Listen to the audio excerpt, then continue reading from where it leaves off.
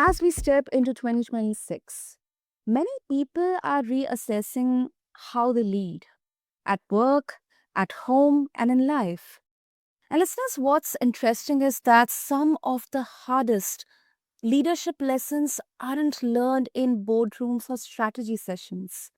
They are learned in everyday relationships where authority, care, patience, and accountability collide.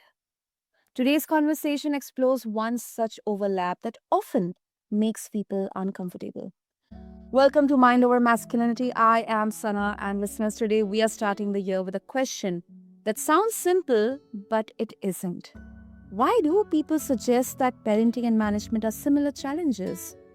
For some, this comparison feels helpful, for others, remember, it feels insulting or oversimplified.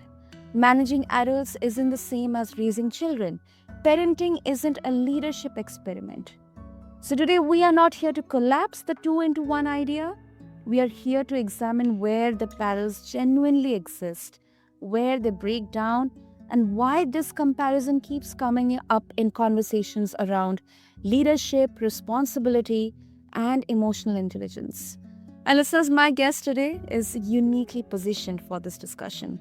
He began as a developer and tech lead, but became increasingly interested in what happens behind the screen, how people organize themselves around problems, how authority is exercised, and how pressure affects behavior. He has worked with senior leaders, CIOs, CTOs, and cross functional teams navigating complexity and transformation. And listeners, let me tell you, he understands systems, but more importantly, he understands people inside those systems. So, listeners, let's meet my incredible guest, Simon Copsey. Simon, welcome to Mind Over Masculinity, and it's really an honor to have you here. Oh, Sally, you always give me the best of introductions. I hope I can live up to it. Thank you for having me. Oh no, it's absolutely interesting because this topic is something that I never even thought about a few years back, but now I definitely see many parallels. Not only in parenting, but I think in everyday life relationships and in our workplace as well. And Simon, you have worked closely with leaders, teams, and complex organizational systems. So why do you think people keep drawing parallels between both these, areas of life, parenting and management in the first place? Well, it's a good question. So you used the word insulting, and I think that was quite the right term. So I think the common assumption is when we say, "Hey, parenting and management are similar," um, it does feel insulting. It feels like we expect that means that we should treat our staff like kids or our kids like staff, which is kind of annoying. Yeah, I guess it is insulting. It's kind of a overgeneralization, which is a lot of but I think, yeah, so reframing that, as you quite rightly put it, the reason I think they're so similar is that both of them about getting out of the way. If you're a parent, you just need to get out of the way of your kid and let them explore their curiosities. And as a manager, you need to get out of the way of your staff so they can be successful. And you kind of need to lead from behind to kind of amplify their ability to um, be effective as a team, and amplify your kids' ability to explore the world and learn. So yeah, I think it's that getting out of the way that's key in both creating the conditions for them to succeed. What do you think? Is that what you're expecting? No, I think what I can draw parallels is um the the way, the attitude, the perception to look at problems and challenges. I mean, definitely we cannot put the categories of problems um in the same place when it comes to managing your team or your workplace and people in your company and then managing your kids. But I think the way that we look at those problems and try to bring up solutions, whether it's creatively or seeking help, taking help of others, negotiations and discussions, and like thinking about it. What can I do? What better can I do here? Like all those aspects. I think that is something that um, gives us that capability to look at it differently. That is something that we can learn.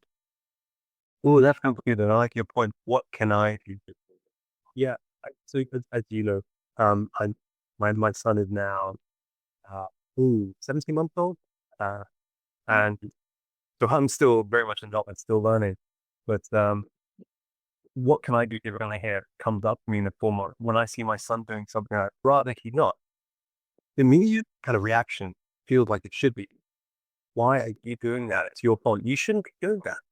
Whereas if you take one step back, what did I do to encourage that behavior in my kids? When I even kind of chasing my cat, pulling my cat tail, I realized what I was trying to do was mimic what he saw me do, which is kind of stroke my cat. But he just hadn't quite worked out the motor skills to do it carefully. But he's mimicking me. So I'm creating the conditions for him to behave that way. Same in organizations. If I ask why are my staff doing this thing that I don't want them to do, it's very easy for me to say they're bad people. It's their personality, blah blah blah blah blah. But if you, upon closer inspection, if you look at the conditions that have created that, individual incentives or um, kind of micromanaging, all of these things are probably what generates the behaviors that you're seeing. So yes, so sorry, you were kind of saying, what have I done to, what can I do in this situation? Absolutely. When you see things as a manager and a parent in a family or work situation, you probably created the reason behind what you're seeing without realizing it, despite best efforts. Sorry, I was just connecting to your points. I thought it was really No, no, thank you. Thank you so much, Simon.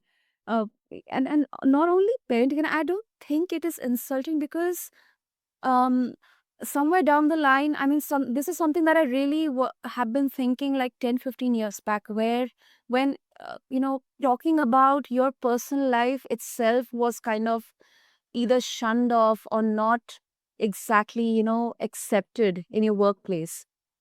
People assume that you should always keep your personal and professional lives separate, but I think living up to that expectation itself was such a huge task. And I think that expectation and not able to meet that expectation itself could set up for failure. We had to judge ourselves. Why am I not able to handle both the things here? Like, Simon, let me tell you that I'm a caregiver right now. I'm taking care of my parents, and there have been situations where I had to find out solutions uh, for both the aspects here, not affecting. I mean, it is difficult, but then that's exactly kind of helps me in trying to find out solutions, better ways, analyze and introspect, like in what way I can effectively do this work, in what way maybe something that I'm doing wrong, or maybe something is not in my control, but still I'm trying to get it under my control. That is something that actually has helped me to learn better ways to look at those situations. Yeah, no, that makes sense. So firstly, I'm sorry to hear, regretful to hear about your parents. I hope you're doing okay. I know what that's like. I'm starting to enter that stage of life Yeah. myself as well. Mhm. And yeah, no, I agree. I think going back to your earlier points that talking about feelings, talking about life outside of work was shunned upon. No, I completely agree. And I think the most prevalent way, perhaps, from what I've seen, is talking about feelings. And that those feelings really, if we just look at them, Marshall Rosenberg, I think if I understood correctly, says that feelings are really just an effect that comes from having an unmet need. So you may have a need for support, you may have a need for connection or community, and if those things aren't met, you have a feeling. It might be frustration, it might be sadness. But those feelings can come about because you have a need at work that's not met. A sense of security, a sense of direction, and so those feelings need to be talked about because they represent a gap that needs to be filled and can be filled by the people around you. It needs to be filled by the people around you, especially, those in management roles. Because if it's not, you'll leave. If it's not, you will be unsuccessful uh, or stand a less chance of being successful. And even if it relates to what is going on at home, you need balance, you need support there. So it's in every interest of people at work to help understand the feelings that you want to share and how they can support you in meeting the unmet needs behind the scenes because they need you. That's why you're there. Um, so yeah, that's what came up with me. A few other things as well, but that was the main one. I think you put it well there. This is important. But okay, absolutely. And Simon, I'll definitely come to the emotional part here because that is something I think is a very important part, especially on mind over masculinity, because there's this idea around masculinity that, emotions are always feelings.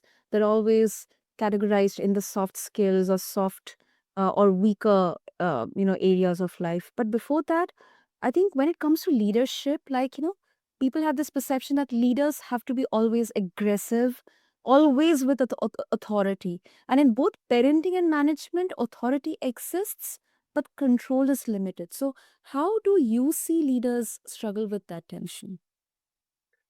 Ooh, oh, nudge me. I think there's more to the question than I've appreciated. Let me have a first go, and then please nudge me on what I've missed. So yeah, I completely agree with that. That the the stereotypical view or expectation of a leader is for them to be, I hope I pronounced this correctly, omniscient and omnipotent, that they can see everything. They can deliver certainty, that they can make decisions and they know best. They're the most experienced people in the room. If people disagree with them, it's them who are right and the people who disagree and that are wrong. Um, and that's rather unfortunate because I think leaders can only, uh, I think it was, I can't remember the gentleman's name. They wrote the Lean Enterprise, and they said that organizations are complex where no one person can see the whole, particularly those in leadership positions. They perhaps have an, ad- an advantage of being able to see where they want have a clearer view of where they want to take the organization, but they don't have less of a view of why it is where it is. What are the constraints? What are the obstacles faced by people on a day-to-day basis that prevent it from getting to where they want it to be? And so it's only when you put these angles together, these management and staff together, that you understand not only where the organization wants to get to, but what's standing in the way of and preventing it not already being there. And so staff can't make decisions in isolation, and leaders can't or managers can't make decisions in isolation. We need to bring those two views together. So when a leader makes a decision in isolation, we just get something that is maybe prophetic, but unfortunately maybe unfeasible or actually not the right thing to do. When staff make decisions in isolation or without the information, the full view of information, um, yeah, it may be helpful but not helpful in the right direction. So really, we just want to make sure everyone comes together and everyone has the information needed to make desirable and feasible choices. That was the first thing that came out to me. But I think there's more to your question. Tell me more. Mm, I mean, one thing that I believe that whether it's a child or a team member, um, you cannot force internal motivation. You can only shape the environment around it, and I think it definitely requires um, patience, consistency, um, emotional regulation, and uh, I think formally skills are really taught. um, it's kind of shaped by your environment, like how you see, because children, as well as as you mentioned that internal isolation, teams cannot take decisions in isolation. If a leader is taking decision on isolation, then it's kind of just forcing it upon them. So I think there are situations where it's constantly tested. So it's more around the similarity with regards to the environment building, as we talk about culture, that exactly how it affects. So that's what I think, Simon. Oh, I love that. Yeah, I think culture is actually I'd nudge your word from culture to conditions.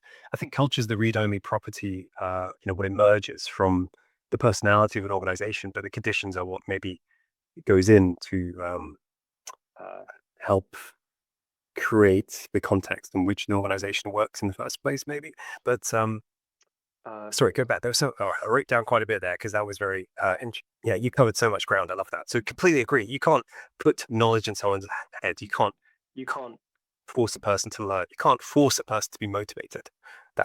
Both learning comes from drawing knowledge in. Motivation comes from inside. Baby's born motivated. You don't push motivation into the baby, and you can't, even if you wanted to. So it's all about creating the conditions. When it comes to motivation, it's about creating conditions of autonomy, mastering purpose, as Daniel Pink and Alfie Kohn remind us. Um, but you can't motivate them. You can only kind of create the conditions that will increase the likelihood of them feeling motivated. So yeah, that was spot on. Yeah, same with your child as well as your staff. Um, and so we're looking down. Yeah, and sorry, go back to your earlier points. I think we need to You know, acknowledge. mhm. Sorry, I was gonna say that, yeah, sorry. If I was to summarize, I think what we've said so far, or one of the kind of parts of what we said so far is we have to accept the world is uncertain. It's also complex. So no one person can see the whole. It's uncertain. It's changing. Um, and therefore, we have to recognize that no one person can understand the whole. No one person in isolation is going to be able to be successful. And that's why we have organizations, as we discussed in a previous podcast, that organizations exist because we want to do something bigger than just one person. Yep. And so why don't we all, what we need to create the conditions for that to happen, cooperation. And we need to leverage everyone's understanding of things to be successful. But yeah, sorry, just going to just want to kind of underline your point that you can't motivate people. You can't uh, force people to learn. All those things come from creating the conditions, and that's Yeah. the overlap between parenting and being a manager. Yeah, yeah, that's a really good point. Thank you. Super, super. And let's come to emotional regulation as a core skill, Simon. One argument people make is that both of parenting and management, they demand high emotional regulation. Um, uh, what from your lived experiences or what you have been observing, how critical is that skill in leadership role?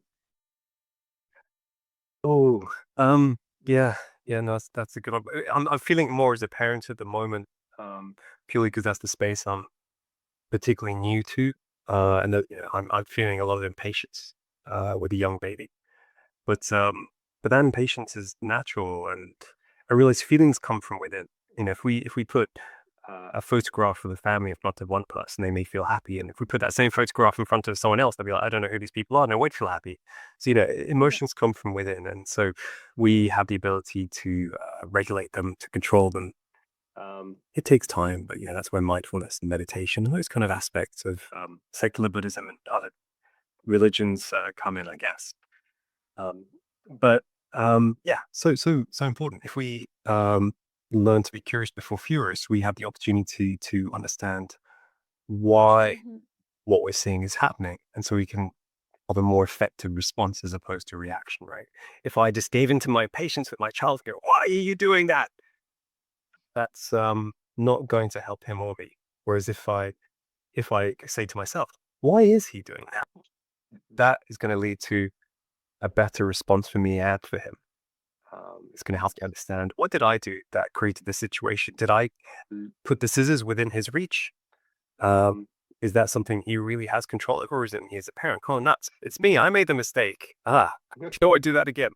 But if I get furious first, I'm not going to come to that epiphany. I'm not going to learn. It's going to happen again. It's going to be frustrating. And I guess the same as a leader, right? If we can pause and recognize that the world is uncertain and there's going to be mistakes that are made, mistakes is really just an opportunity to learn. And then it's not really our staff's fault. We hired them, we chose them. They're there for a reason. They're great. It's then I can understand, okay, what are the conditions I need to create to help the reduction of mistakes in future? Or kind of maximize the learning from mistakes. And that's a whole different conversation. That leads to benefits in the future. Whereas if I immediately get impatient in front of my staff because I can't hold on to my emotions in the moment, which happens, it's natural. It means that my staff are going to feel maybe afraid. They're going to hold on to their uh, information. We'll get psychological safety is broken. I'll be able to debug problems less easily in future because people are going to leave more unsaid. So, sorry, long-winded way of saying, if we're curious before furious, if we're able to just hold onto our emotions just for a minute, which is hard as a parent and as a manager, we can better understand the situation and improve future situations, perhaps. But you tell me. I always love what your responses are. They always teach me. So, what do you think, son?